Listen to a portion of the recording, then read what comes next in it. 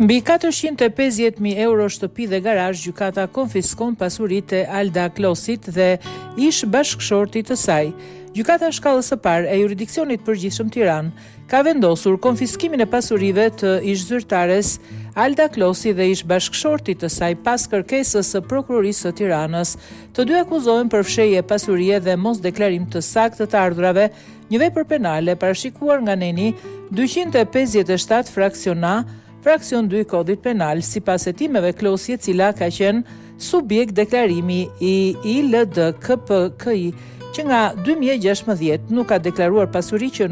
nuk justifikohen me burime të ligjshme. Në bazë të analizës së dokumentacionit, prokuroria ka arritur në përfundimin se pasuritë e paluajtshme të saj dhe personave të lidhur janë të pajustifikuara. Për këtë arsye, gjykata ka urdhëruar konfiskimin e 368.000 lek, $15.000, $15.600 dhe $462.950 euro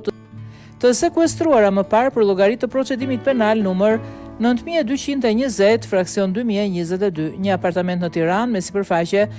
85.09 m2 në pronësi të Alda Klosit, një garazh në Tiranë me sipërfaqe 14.06 m2, gjithashtu në pronësi të saj.